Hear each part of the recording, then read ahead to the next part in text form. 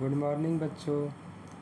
यह है हमारी आज की साइंस की वर्कशीट नंबर है 21 और डेट है 25/8/2021। इस वर्कशीट में हमें जलीय विलयन में अम्ल और जो क्षारक होते हैं वो किस प्रकार से व्यवहार करते हैं उसके बारे में बताया गया है, और अम्ल और क्षारक में जल मिलाने पर क्या होता है इसके बारे में भी बताया गया है। सार्वत्रिक सूचक के बारे में जानकारी दी गई है और अंत में इस वर्कशीट से संबंधित प्रश्न दिए गए हैं जिसका उत्तर हम इस वर्कशीट को अच्छे से समझने के बाद दे पाएंगे। तो हम स्टार्ट करते हैं इस वर्कशीट को। तो वर्कशीट का टॉपिक है अम्ल, क्षारक और लवण, इंग्लिश में एसिड, बेस एंड सॉल्ट।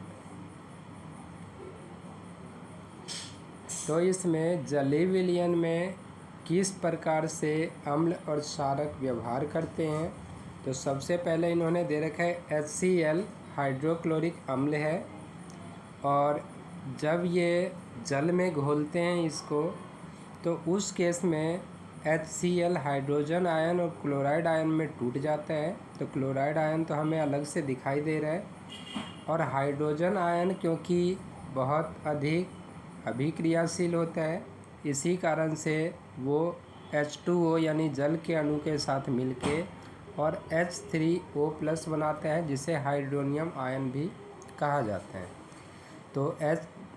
तो इसका अर्थ यह है कि जब एक अम्ल जल में घुलता है या जल से अभिक्रिया करता है तो उस केस में हाइड्रोनियम आयन प्राप्त होता है, और यहाँ पे हमें क्लोराइड आयन भी प्राप्त हो रहा है।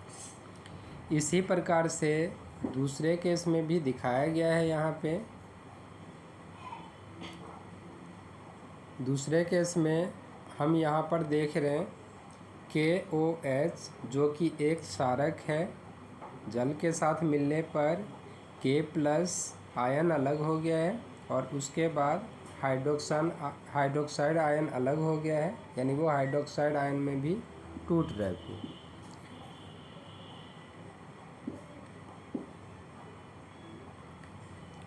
तो क्षारक जल में हाइड्रोक्साइड आयन उत्पन्न करते हैं, और जबकि जो अम्ल होते हैं वो जल में हाइड्रोजन आयन को उत्पन्न करते हैं।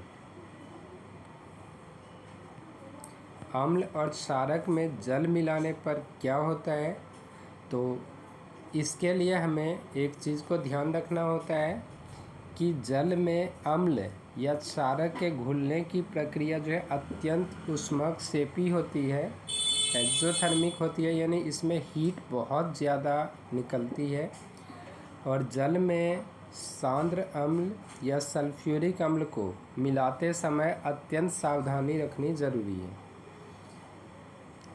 तो अम्ल को सदैव धीरे धीरे तथा जल को लगातार हिलाते हुए जल में मिलाना चाहिए। ये इम्पोर्टेंट चीज़ है जो हमें ध्यान रखना आवश्यक है, क्योंकि सांद्र अम्ल में जल मिलाने पर उत्पन्न हुई ऊष्मा के कारण मिश्रण अस्फलित होकर बाहर आ सकता है तथा आप जल सकते हैं। तो इसी कारण से क्या होता है कि जब हमें अम्ल को सांद्र से हमें तनु बनाना होता है, यानी उसमें पानी को ऐड करना होता है, तो हम कुछ